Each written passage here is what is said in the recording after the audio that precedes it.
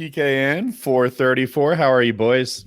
Good. Doing good. Good. Where are you joining us from right now, Woody? I am in taking Needles, bets. California. We didn't have that. No one had California on their bingo card. No, you were in Arizona last I checked, so I figured maybe you'd turned the ship about and we're headed back to the East Coast. Maybe you're somewhere. Maybe you went up north. It seems like you have. Are you coming back through a more northerly route like Idaho or something nuts like that? No. That'll be So cold. I'm going about as north as Idaho Sacramento, but on the eastern side of California, like by Death Valley. Holy shit. And Oh, okay. and then from there, I don't know. Look, my original plan was like to zip across Interstate 40 all the way across the continent. But there are these giant snowstorms wreaking havoc across the Midwest and such. Yeah, And see him there at Taylor's Land. Yeah. oh, yeah. Beautiful. I can see don't the know how you're snow. gonna Yeah. So now I'm thinking about dipping down to like Interstate 20 or something. It's a little bit farther, but it's warmer. Okay. That'd be worth it.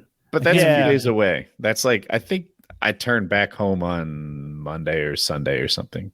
Yeah. Seems like you're ahead of schedule if you're already in California. No, No? I'm right on schedule. Maybe a day late. Oh, okay. Yeah. But it's not like, oh, I have to see the biggest ball of twine. Like you could just go home, like and make it. You joke, but man, that's the kind of family vacation I always wanted to do. That lame ass, like I grew up watching National Lampoon's Vacation, and when they stopped at the world's largest ball of twine, I was like, man, I want to see the world's largest ball of twine. I really legitimately do, and I still do to this day. And like we were driving along, they were like, exit here, world's largest ball of twine.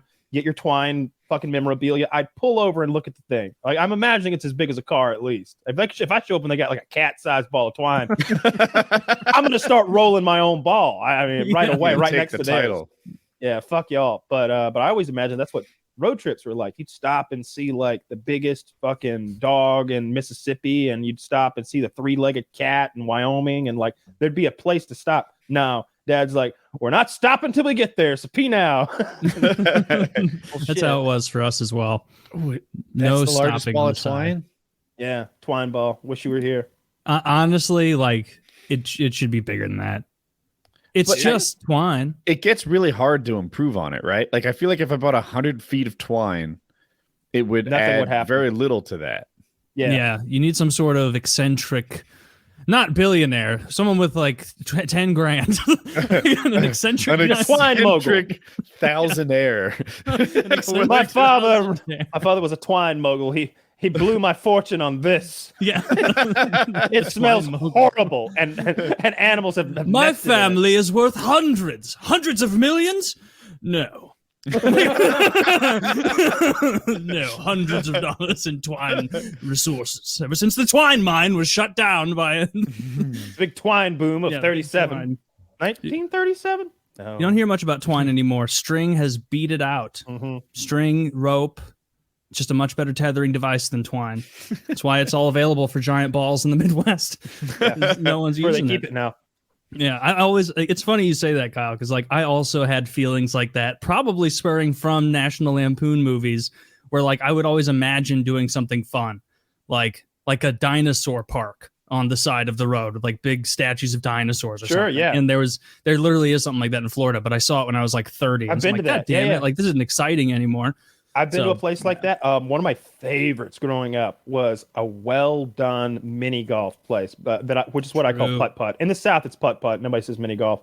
Maybe it's ubiquitous. I don't know. But we say putt-putt, and I'd be, oh, can we please play putt-putt? Can we please play putt-putt? And be like, all right, we'll go. And it'll be some shitty place, and I'm even like 8-year-old me is like, this is below my putt-putt standards, Yeah. Dad. There's sand on the green.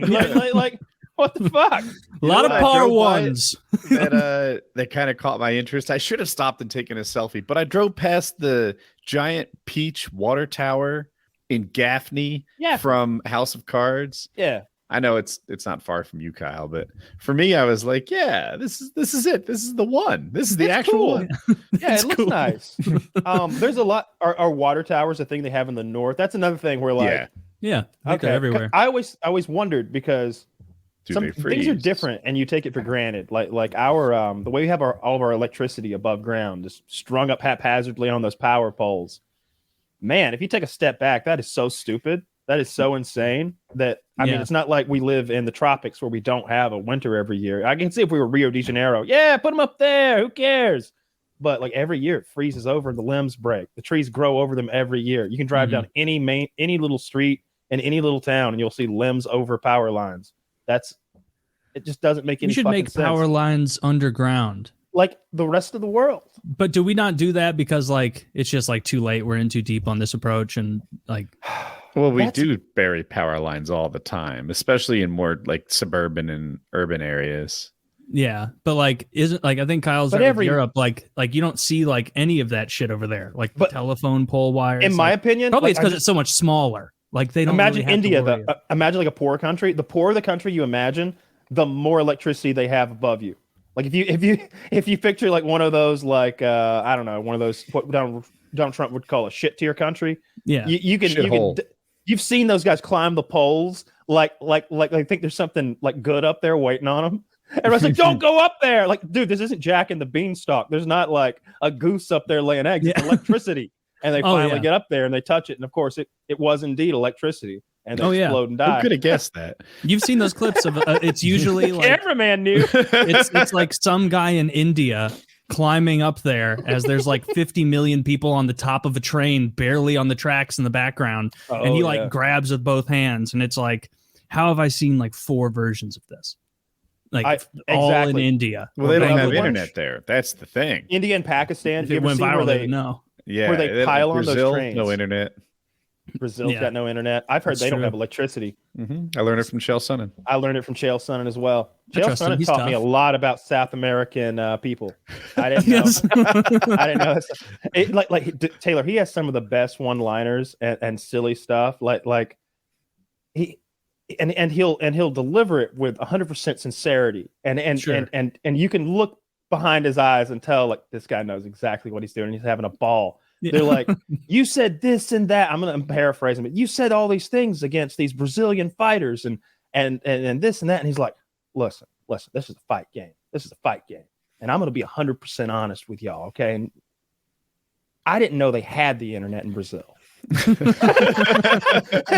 like you thought he was about to apologize and say that when he said people from Brazil were animals and that when they came up here they thought buses were animals and tried to give them carrots. Like you thought he was about to take that back and be like, it's a joke, guys. But he was like, look, I understand the Brazilians are mad at me. In my defense, I didn't know they had the internet. Yeah, I thought I'd get away with saying all this, and that they didn't hear it. Does someone have pigeons dropping photos of my tweets in Brazil? Yeah. Kyle, what happened in the last pay-per-view? I didn't see it. All right, so the thing I've never seen before was the main event. So this is the lightweight, the light heavyweight title, sort of unification bout. I don't think that's the right thing to call it. They've got the champion hurt his shoulder, so he's like, hey, give me a year and a half and I'll be back maybe. Y'all should fight for my belt, like the number 1 and 2 guys, because I'm not going to be here for a minute. And this guy, Yuri. And so they take the top two guys and this Ankalaev guy, I'm going to call him, looks like Igor, big Russian cocksucker. And then they get this big, like 39-year-old Polish motherfucker and they fight. Was the fight boring? Did it suck? Yeah. It was so boring. So I watched it in the Discord with all the guys. There were maybe 10 of us in there. And, there were some people are drinking and stoned. We're having a good time, especially like everybody's cheering. Most of them are fight fans. We talked through that whole fight, and it was the main event. Like, we'd been having a good time up until that fight. And we talked through the whole thing. And I was like, wait, that was the last round? They were like, yeah, I think so. Like, it was such a bad fight. It wasn't like one of those, like, going back to years past with T Wood fighting, what's his name? Anybody. Wonder Boy. Anybody. Yeah. Or it wasn't that. It wasn't like there weren't boos. We weren't screaming, what is this? But it was like, dude, this is not feel like a main event. This feels like two guys pushing each other around. Ankalaev, I think his name is, hurt his leg or something early. And so he's just ground fucking the other guy as much as possible. He clearly won the fight.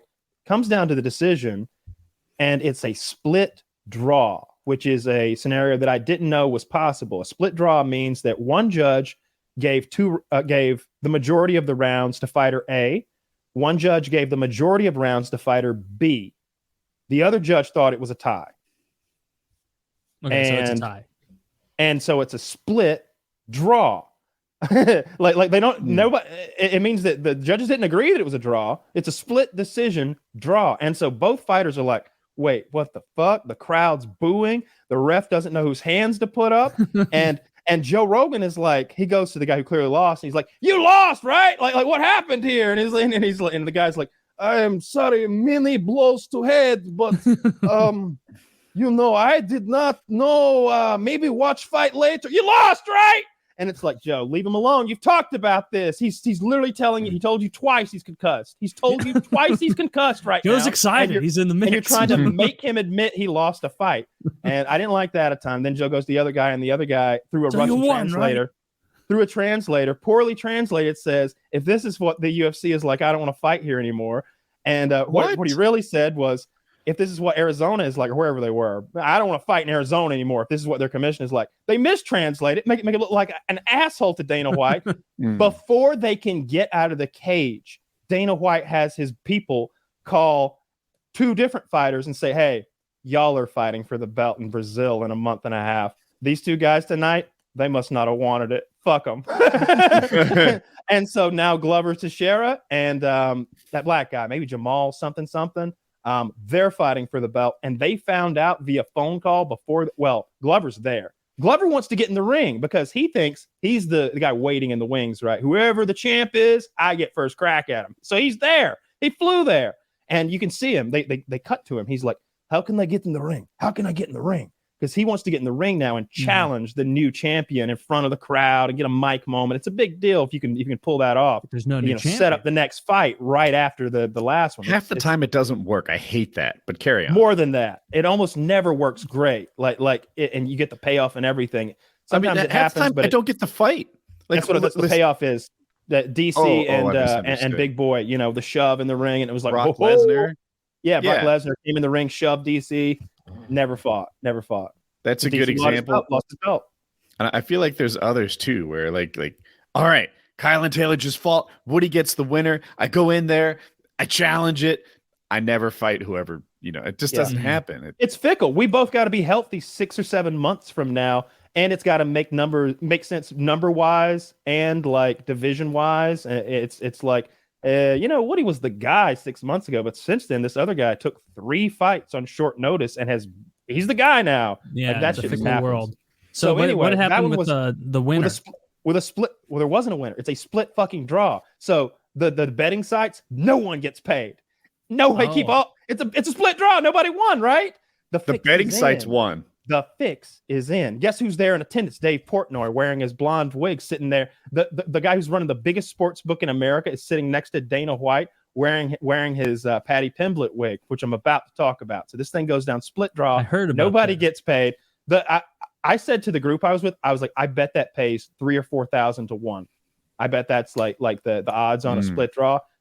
I looked at it and it was more than that. It might have been like 8,000 to 1 or something. Because it just never happens. Never heard of it myself. It has happened before. But I think it might have involved BJ Penn. So it's like 3 or 4 generations of fighting ago. It was before I really watched at all. So that was crazy. And that made people say the fix is in. And that did Dana White seize the belt from one of those guys to be like, that's the thing. Doesn't matter if you didn't lose. It's my organization. Neither of them had it. Neither of them had a belt. That's the thing. Dana's holding the belt and he's saying, all right, our champ's out. You guys get in there. Let's figure out which one of you's the champ now. Thank you. That makes more sense. I thought one of them had the belt and he was like, you know what? I'm the owner. No belt for either of you. No. See, that's why it's so awkward. We just fought for 25 minutes to decide who Dana White's going to step in here and coronate. And then the judges said, neither. And Dana White just, okay. He doesn't give a shit. He thought it was a boring fight. So he's like, fuck y'all both. That was a night where almost every fight went to finish except for the main event and the fight right before it, the co-main event. Now, the co-main event was a literal robbery. A lot of people think that it's the one of the worst decisions in UFC history. It's coming with like Paddy the Baddy. Paddy the Baddy lost his fight clearly lost round 1. He got beat up in round 1. He's eating these big punches. Patty's the super popular blonde guy who looks like a beetle. He got his ass beaten round 1. Round 2 was closer, and he had some good performance right at the end. Like right at the end of round 2, I think he was on the bottom, but he got some of those nasty elbows and maybe cut the top of the guy's head or something. It shouldn't matter more, but it does. If it happens at the end, it leaves an impression. Mm-hmm. So right at that point, so I scored it 30. I scored it 3 rounds to none. I thought Gordon won all 3 rounds, but I definitely saw where some people would give Patty round 2, depending on how you view control and stuff. Round 3 was all Gordon controlling Patty against the fence. I think it was 4 minutes of control time or something in a 5-minute round. Like, it was crazy. He held him against the fence, and it was boring, and it was weird the ref didn't step in. As you can see here, the refs don't even agree on who won which rounds. The guy on the left there thinks Patty won the first 2, but not the third. Okay. The guy on the right, the inverse. The guy right there thinks that Patty lost. Or excuse me. Yeah. The fact that this guy thinks that Patty won the first is insane. But it doesn't make, if you go back and just watch the first in a vacuum by itself, Patty gets whooped. And one of the things that I don't think judges should appreciate it, but maybe like a super, super casual fight fan doesn't appreciate. They're boxing. There's a lot of boxing in this. And every time Patty's throwing, the other guy is like deflecting. He's coming out with his gloves and deflecting them away. Or he's just covering up, and Patty's throwing this little pop, pop, pop combo, and the guy is like catching him with his gloves. Pop, pop, pop. And I'm like, ooh, that was great defense. Did y'all see that? Like, he caught every one of Patty's punches just there, like a movie. But if you're not paying attention, or if you're not watching the screen, if you're in the crowd watching with your eyes, it might look like Patty just went pop, pop, pop, and like nailed that guy. The difference is so subtle between fucking somebody up and just being completely nullified by good defense. I don't know if they saw that. Ariel Helwani has pointed out that one of these judges was in Connecticut the day before and flew cross country to deliver that awful decision. And he also had an awful decision. His card went completely opposite on the main event in Connecticut from the result. It had never happened before. He gave the loser all 5 rounds. That's bizarre.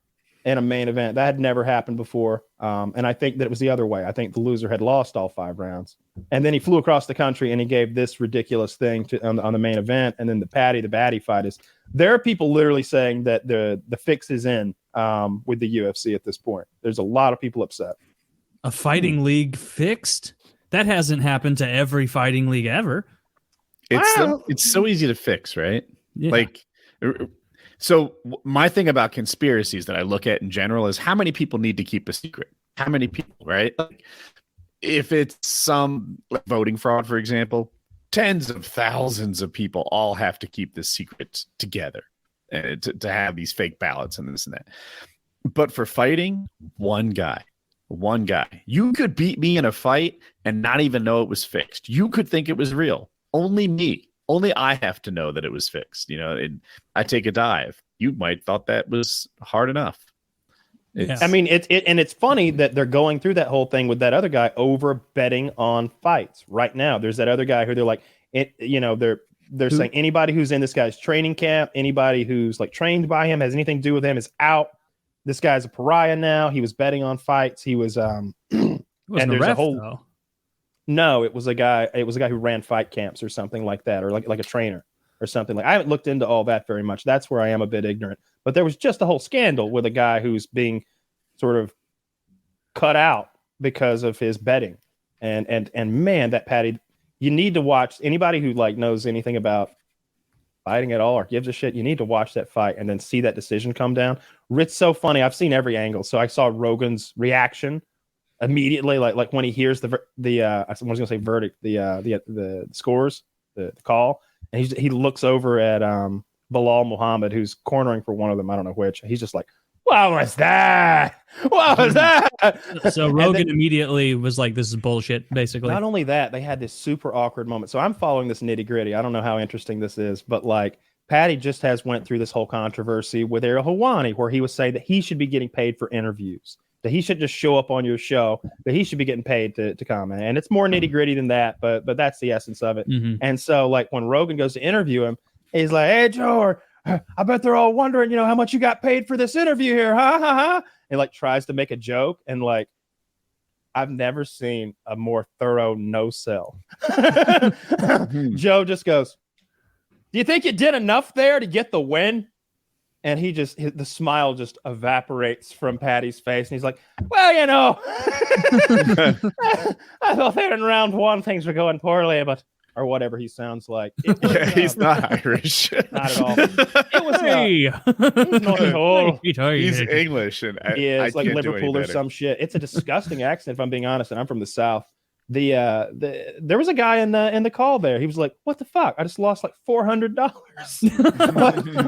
and it's like, I was so glad I didn't bet on that shit. Is the whole UFC community semi-aligned, or is it actually kind of a schism of like? No. Are there a lot of people who are like, it's a bad call, but it's like not that 99%, 99%, exactly what I just said, like not exaggerating. So they do this thing. A lot of media outlets, I'll call them, their representatives on Twitter will submit scores before the final scores are read. They're like, "Hey, I got this," and everybody presents their scores, and it's very simple scoring, and as you can see there. So I think that like 55% came up with Patty losing all three and Gordon winning all three, like I did.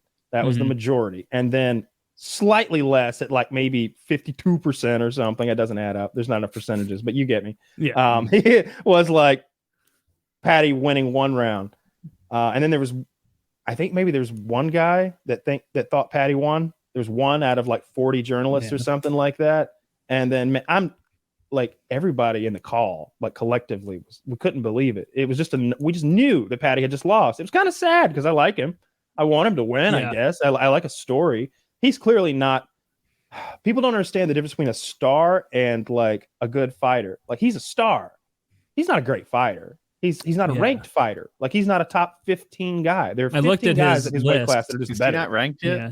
No, he's not even close. He hasn't fought a ranked guy. Most of the guys in his Wikipedia page, like that show who he's fought, like you can always tell. Like, most of them don't have their own links. Like, you go to some guy like Conor McGregor, every dude he's fought and beat has a link with like an early life section and shit. Like Patty the Baddies, a lot of it's like, Jose Crazy Horse Jimenez or something. It's like, that sounds like a good fighter. Crazy Horse is a great fighter. He's old now, but that guy was he was legitimately crazy. He rode a horse into the ring. He would fight in the. That's not true.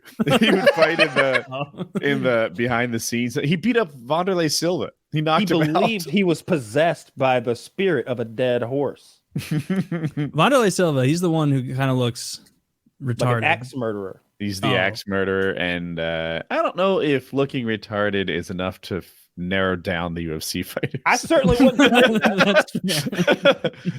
These people that get punched in the face for a living, so a lot of them have squinty eyes or something or another wrong with them. They don't look exact. I saw the funniest comment today. So there's that guy Rojas, the 18-year-old UFC fighter. He's brand new, but he just got his. I think I do. Okay. There's an 18-year-old Mexican guy who they're letting fight in the UFC.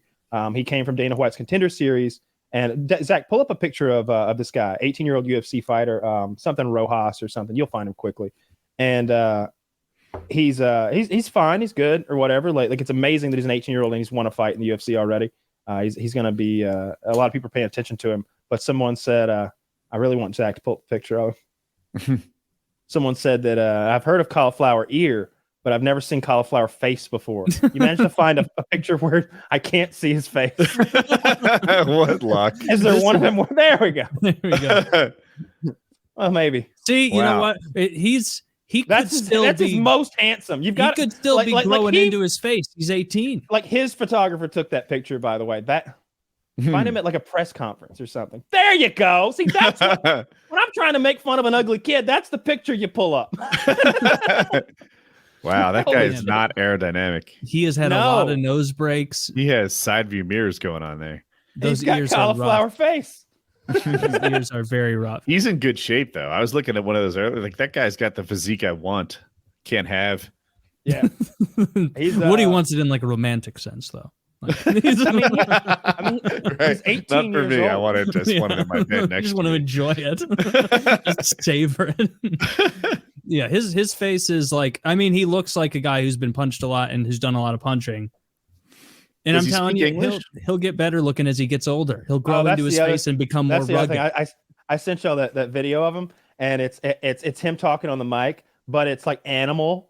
It's going wah, wah, wah, wah, wah, wah, wah, wah, wah, wah, and his mouth looks all silly when it moves. Yeah, it's that's right. I thought it was animal. Wow, look at his mouth. Is he that asymmetric?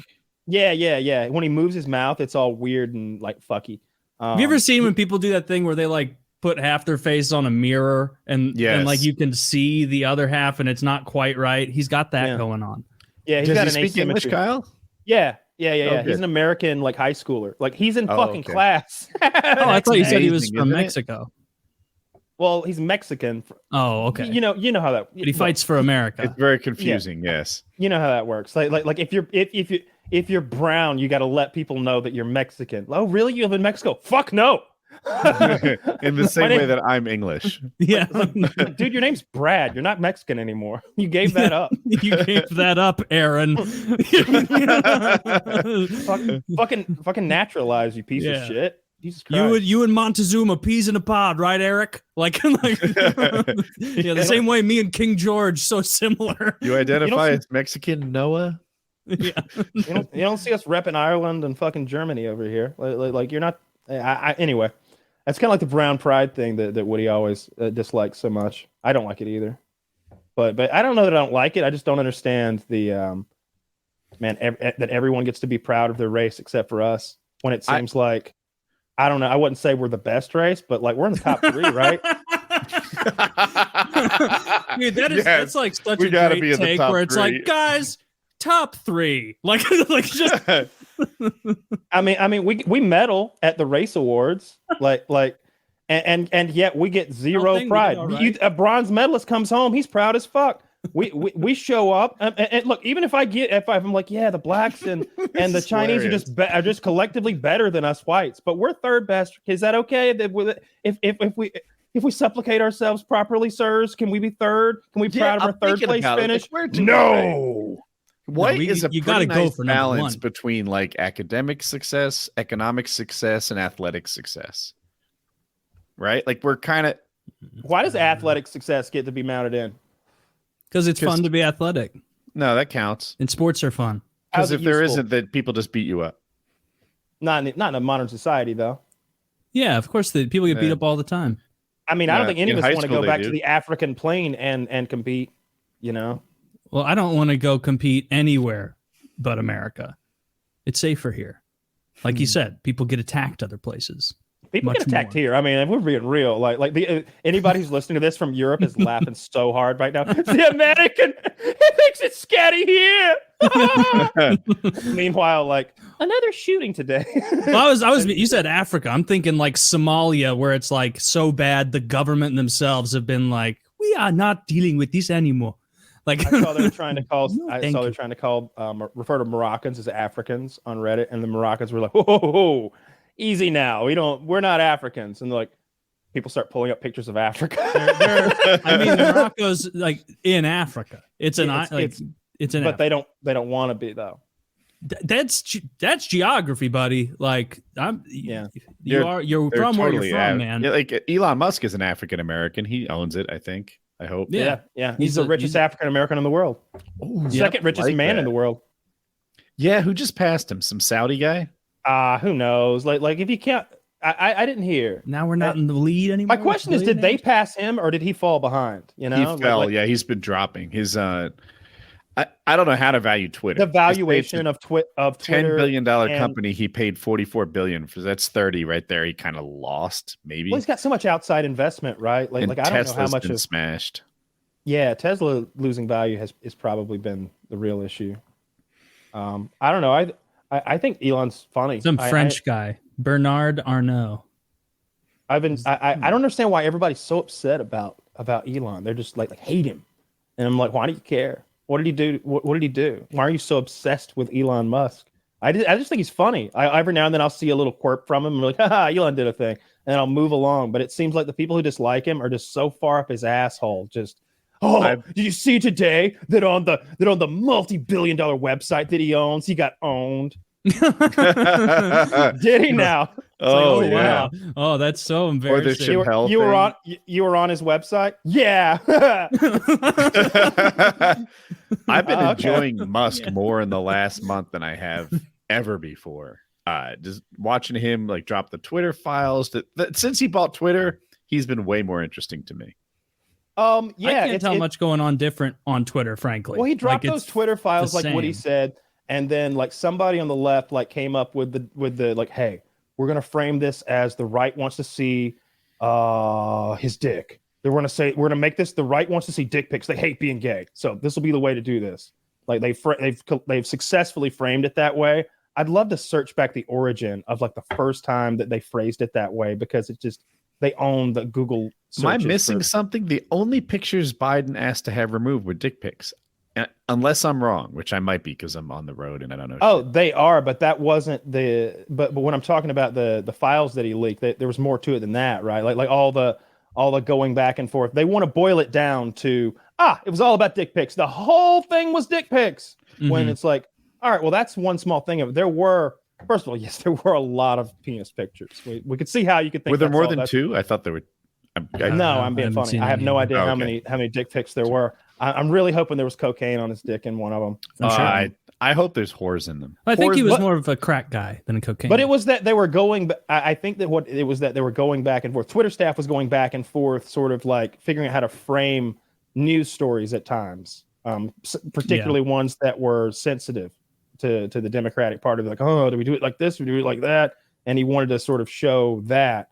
It turned out to be kind of a nothing burger, but it is interesting to me that any time that you've got some political insider or some like spin man in a room somewhere, he's like, what if we did it like this? I want to be in that room and see that happen, because I see it happen in TV shows and movies like The West Wing or what's the other one I was watching? Veep. Veep is a silly comedy one, but it's full of it. And like, I would love to be in that room. Yeah, I'd love to be in that room where they're like, guys, no. This isn't us being exposed. This is them trying to pounce on us. Yeah. These guys are looky-loos. We've reframed them. We reframed what they're looking at. But there are those documents in there that didn't look very good when they call Biden the big guy again. They'll never find that below all the dick pics we're going to leak. I imagine it goes down like that. That's what I want it to happen. I'm sure. I want to know if Biden's the big guy. I don't know. I guess he is, right? Probably. He's the president. Well, he wasn't at the time, was he? Oh. Well, he was the most powerful guy in their circle, probably, right? I don't know. Well, it's that whole Ukrainian energy company and Biden's son, and then the pay for play thing, and then it's about dick pics. I don't know what it's about anymore. I talked to Finn today. He's either going to come on tomorrow or next week, depending on which one. If he can make it tomorrow, we're going to do tomorrow. Or not. Are we doing Thursday. the show tomorrow? Oh. You know what I mean? Yeah, Thursday. Okay. But I'm looking forward to that. Every time I'm on Reddit just scrolling, like I'll randomly find Finn as part of some weird post about like being confused with your sexuality, and it's fun to go through the comments and find the guys they're like, dude, that's a dude. And they're like, oh, bro, don't do that. Don't do that. You can't call her a dude. and someone's like, no, like that's a totally straight cis white man. He's part of the patriarchy. He's wealthy too. Like, wait, what? Yeah, he fucks girls. Probably lots of them. Probably a bunch. Probably dressed like that too. Yeah, probably dressed just like, and their minds are just imploding. I thought he was an ally. I thought he was an ally. I like it a lot. What an embarrassing loser to be upset about that in the comments. So I look forward to talking to Finn more about that. I want to say that Finn's a good guy. Someone offered him titties a while back, and we had actually discussed that last time he was on the show, whether he would accept titties for $1 million or something to wear them for a year or whatever. And I think he turned those down, so it must have been short of $1 million.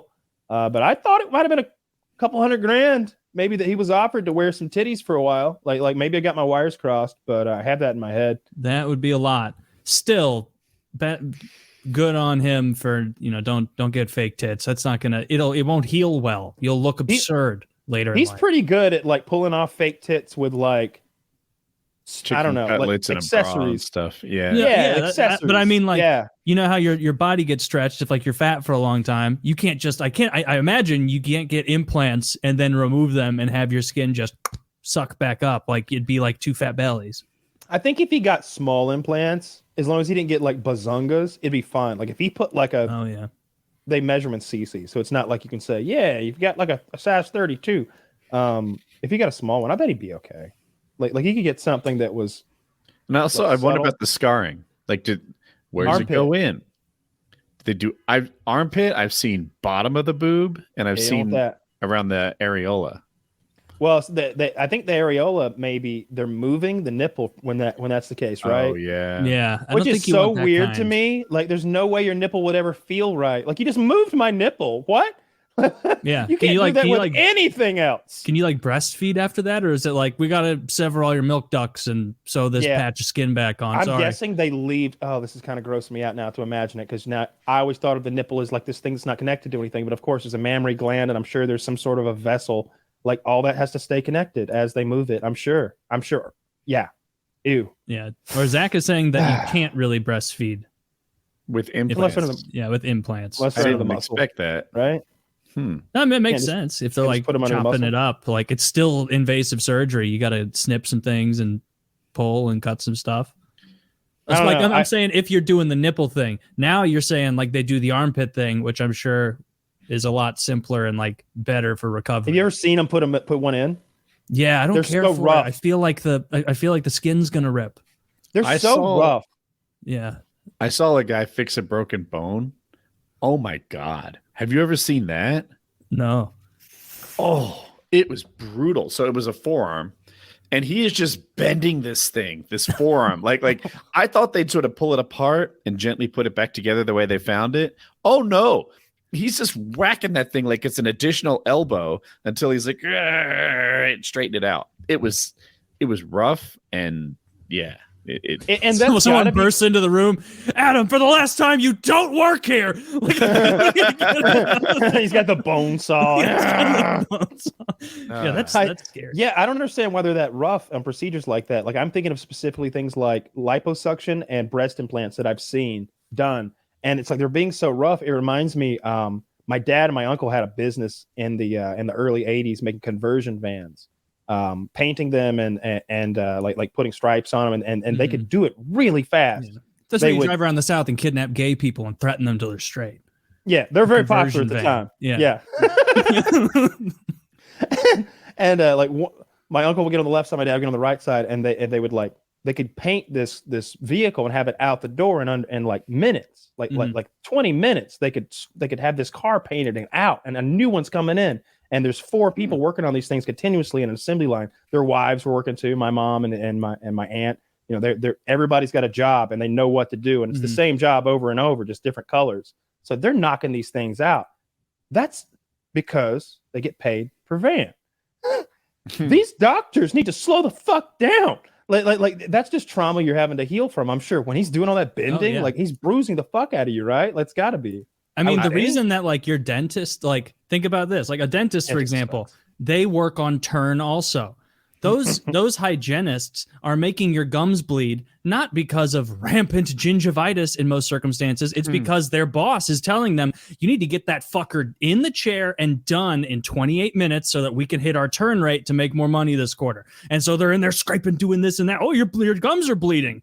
Like, I really believed my whole life, like, man, I never get bloody gums unless I go to the dentist. I take good care of my teeth.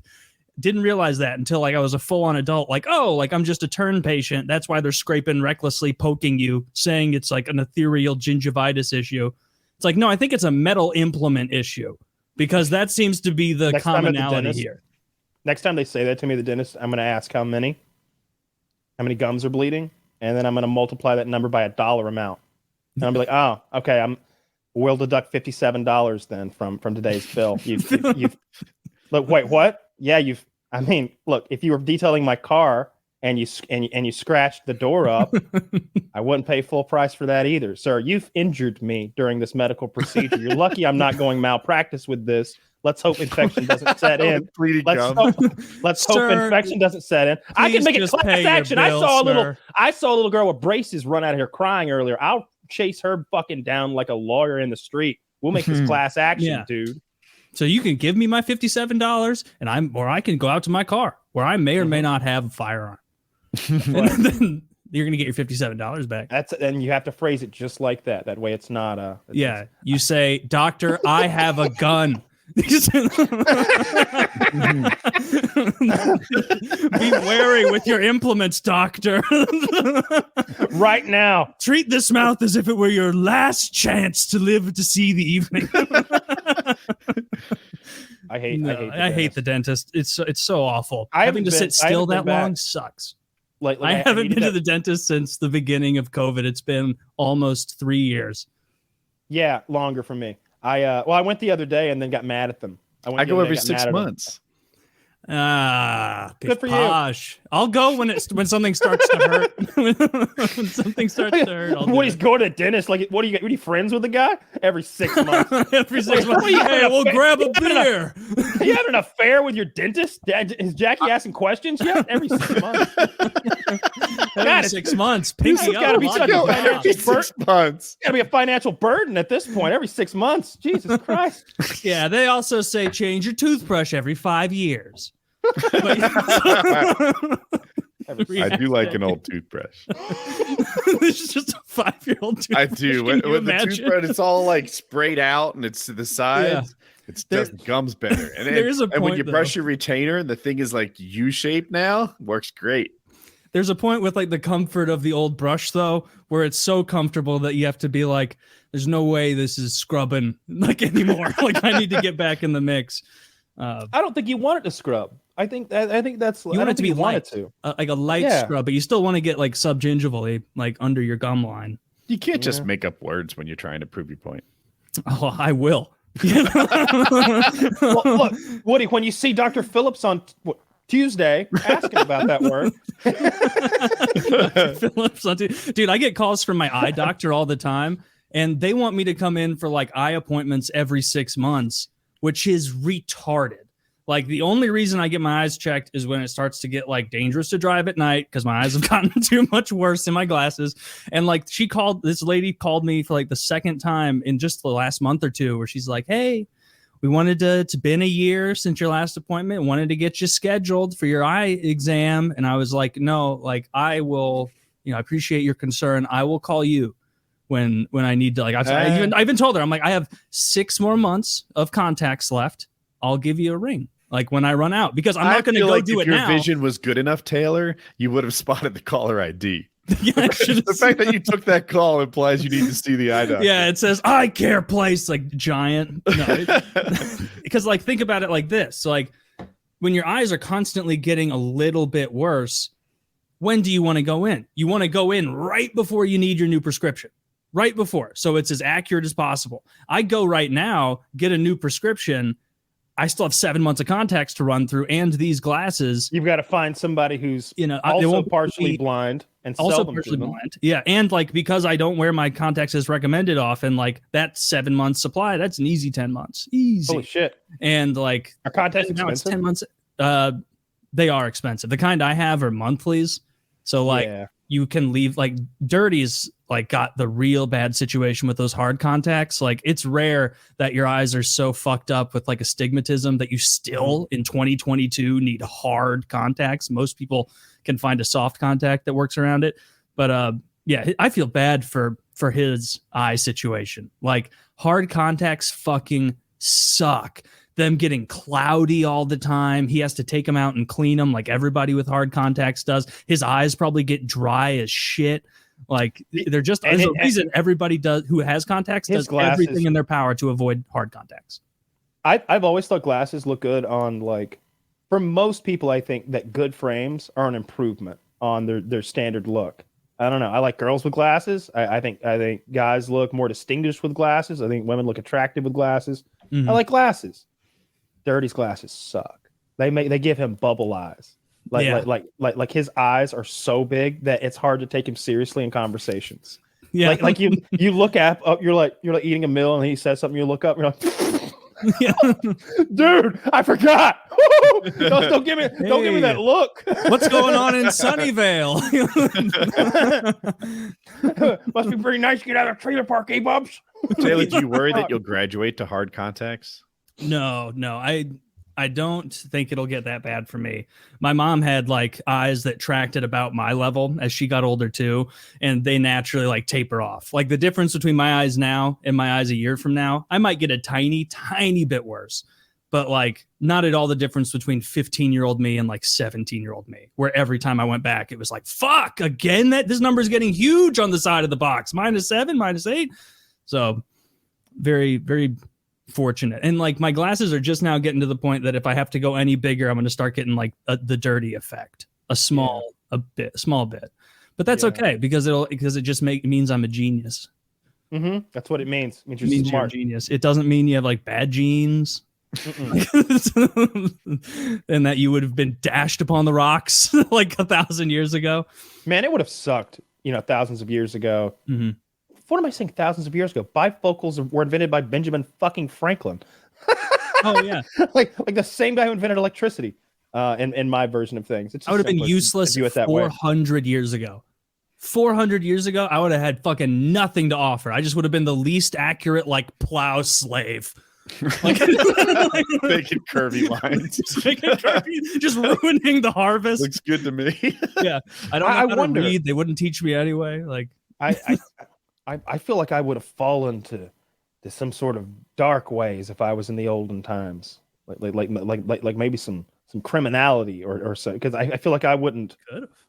Man, I had to have a hard time like being under the yoke of somebody in one of those old timey jobs. Like it would be easy to just be an outlaw and right away. I guess I'm imagining we're in the West for some reason, but like Jesus Christ, like if you were like panning for gold every day. And like sleeping with like wet underwear every night, like it would be easy to be like, "Fuck this! I'm gonna get a gun." Yeah, I'm getting a gun, or I'm moving back to England, and England's 1,000,000 miles away, so I'm getting. Yeah, you'd have to be closer to go to China at that point. Rob a train. Yeah, robbing a train before any sort of security. Actually, no, but the scariest. Well, they had the security. It'd just guys be like with guns with no qualms about like blowing your head off. You would just like grow a beard and then do a bunch of crime and then shave it and move one house down the street and you'd be okay. Like they'd never. Are you bearded, Joe? Clearly not. Oh, let us know if you see him, Andy. All right. The craziest part about pre-internet to me is guys that had two families, guys who, or they'd leave their family, move 13 miles. And just be fucking gone. It's like you could literally go out and be like, "I'm getting cigarettes," and then just peace. And 20 years later, they're like, "Where'd he go?" It's like, I don't know. It's 1978. You could There's just no way to do anything. like a social security card was just like a paper with some numbers on it. Like if you went somewhere, you're like, you got your social security card? I don't, but I know my number. Good enough for me. I was watching this funny older video with Sam Hyde and this guy Nick Rochefort, his very funny co-host that used to be on MDE, and Nick's like a big finance guy, I guess, and he was joking about how easy it was to like be a criminal just like this, and he's like, do you know how fucking easy it would have been in the 70s? You didn't have to bring a stated income statement when you applied for loans. You just walk in and they go, how much money did you make? Oh, $100 million a month. You're approved for 20% of that. Here's $20 million a month for your portfolio. Like it would have been so fucking easy to just get away with shit. Wait, you got the Abagnale guy, right? Catch Me If You Can. Making the fake checks and flying on airlines. Yeah, try that now. You'll be in Guantanamo. Apparently, that guy really did pass the bar. That's no shit. Like somehow or another, that guy just fucking studied real hard and passed the bar. It's bullshit.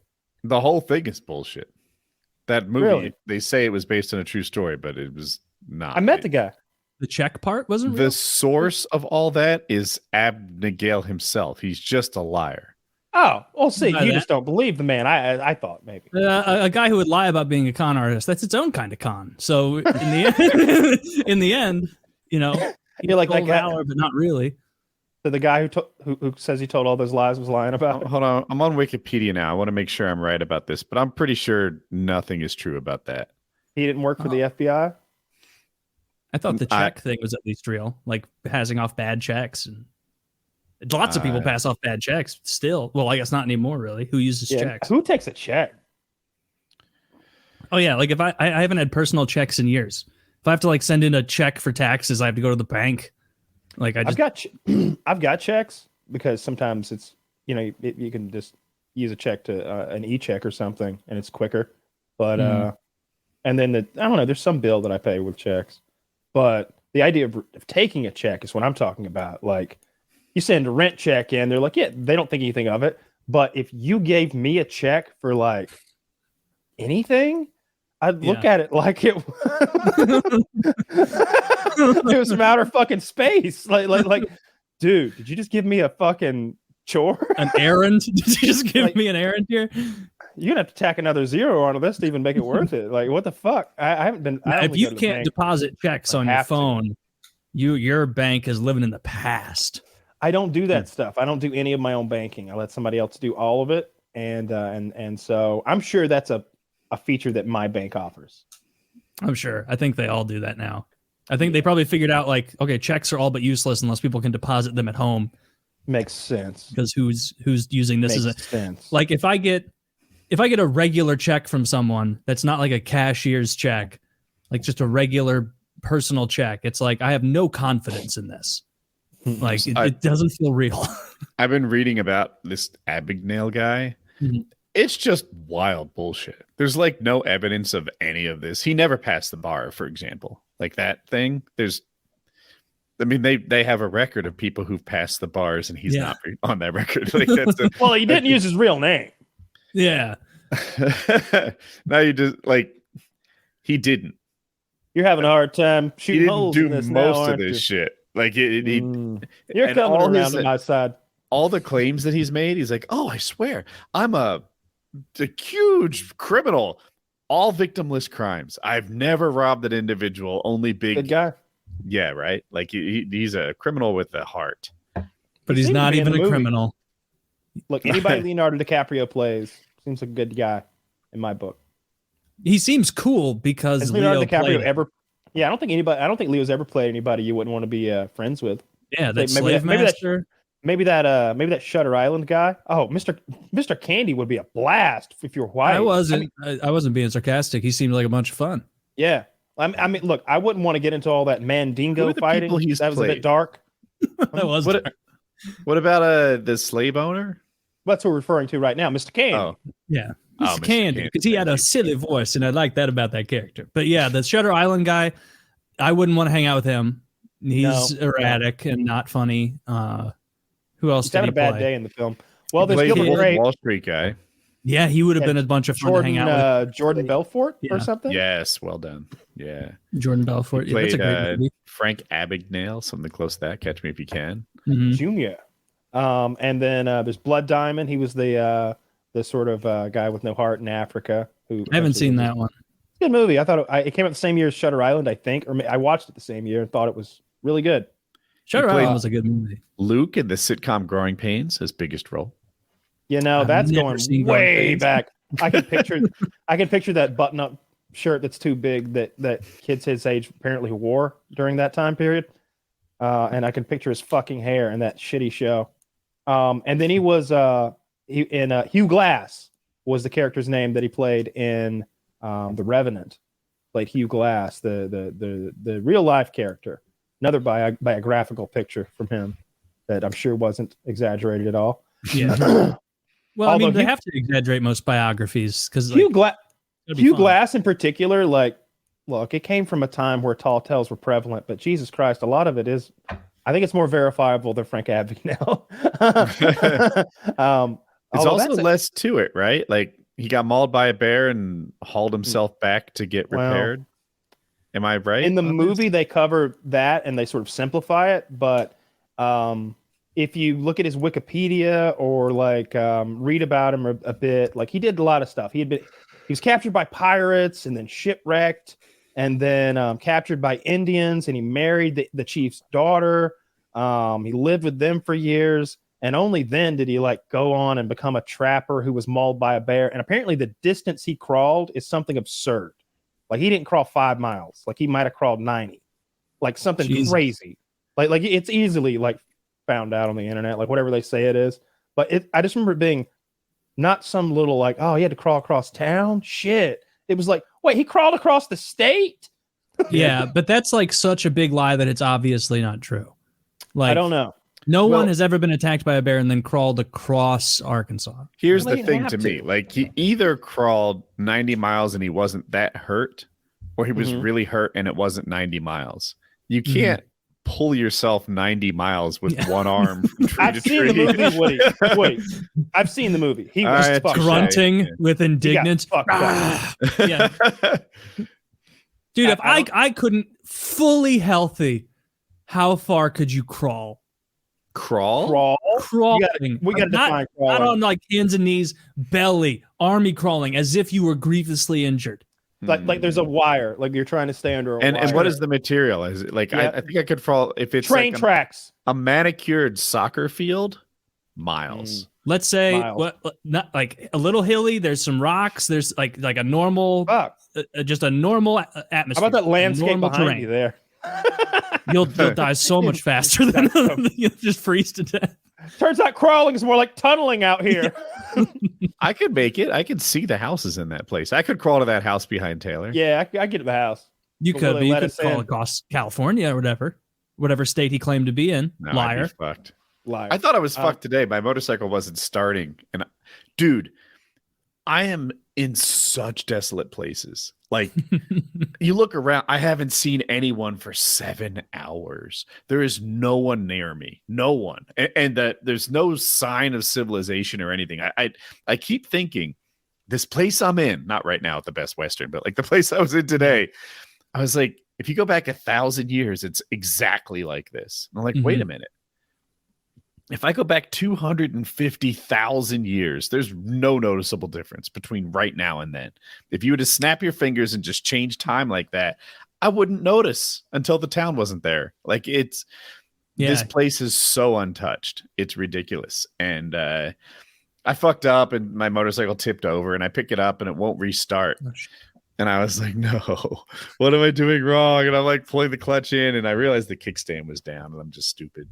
But for a moment, I was like, it's not starting. What is plan B exactly? Yeah, you've got about a liter of water on your back and no plan. But it started. It worked out. Thank God. Because otherwise you might be crawling across California right now. With one arm across. Dude, I took some pictures. I'll have to show them with you guys. But like some of the places I'm in like the California BLM land, Bureau of Land Management land. It looks like Mars. It looks exactly like Mars with the red rocks and the red the red everything. Other places, it just, I don't know. There's no place really around me where I live that just for miles and miles and miles, you won't see another human. Who can travel 100 miles in North Carolina and not see people? Yeah. I don't know how you pull that off. Here, I'm always taken back by that when I'm out there. Like it's like, man, Montana, Wyoming, Idaho. It was just a completely different, like, I don't know, climate and like it like the rocks are different and the soil is different and all the plants are different. Like the air feels different. It's a very, very different place. And all we did was drive for a couple of days. Yeah, the sand here. So I thought I was good at riding in the sand. I've ridden on the beach. I've gone 20 miles in 1 hour on the beach. Like, all right, I can do sand. And they're like, no, the sand is deeper here. And in my head, I'm like, how is it deeper than the beach? This is the soft sand at the beach. It must be, how deep is the sand at the beach? 100 feet? I don't know. Like, what's below the sand? I don't know, but it goes down for a while. One of life's great mysteries. I've never gotten there. I mean, I've seen guys dig 6 feet deep. It's deep sand. It's like, life's great mystery. It is. No one knows. No one's been there. But here, like, if you just wiggle your foot, it'll get 12 inches deep in the sand. Like, it's a different kind of sand than the beach, and it's a new skill set for me to ride on it. But I'm getting the knack for it. Good. Glad you're having a good time safely. so Yeah. far. Yeah. Yeah. that I remember the first time I went to the Southwest and seeing that dirt and just being, I don't know, maybe it's lame to be taken back by it, but it turns to a different kind of mud than we have here too.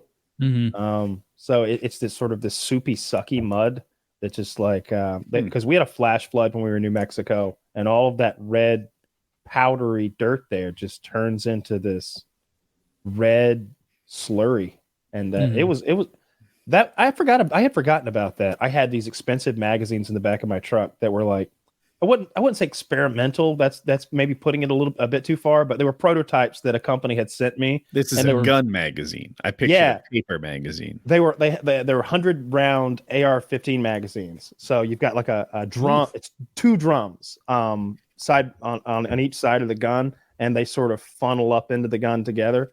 And it was a real complex system of feeders on the inside, and it rained inside of all of them. They never worked again. And then, but we had a flash flood in the desert, which I'd also never seen. It just poured rain for 30 minutes, and the ground couldn't drink it up because it was so goddamn dry. So it just became a river that stuck us on one side of the land for a couple hours. But and then the river just went away. It was the desert's interesting. It's not like here in Georgia and these boring green hills. Yeah. It's not like the South or the Midwest with all the trees. I was strongly considering going to Ukraine. I was talking to my buddy. This is a couple weeks back, and I've been talking to my contact, whatever you want to call him, who's over there. And I just talked to him today. I was like, somebody told me that they watched the Russians cut a Ukrainian's dick off the other day, so I'm not really feeling the whole trip anymore. Jesus Christ. And I expected him to go, come on, we wouldn't go anywhere like that. He's like, I didn't watch it, but I heard about it. Really terrible stuff. I was like, all right, Jesus fuck. Christ. Yeah, I care about you, man. Don't go. You're one of my close friends, and I don't want you to die in Ukraine. My dick cut off. Oh no. Or lose your dick. That'd be such a shame. You wouldn't be the same. You'd be fucking reek. They Kyle. shot him after. They shot him after. Can you imagine doing the show with like dickless Kyle, and he's like all timid now, and like just bitch at him because he's reek. I'm just every week I'm talking about a different like a new way to kill myself that I'm researching. Like, no, guys, I think that a combination of carbon monoxide poisoning and shut up, opiates. dickless. Like just yelling at you. Well, that's the show. Yeah. All right. PKN 434.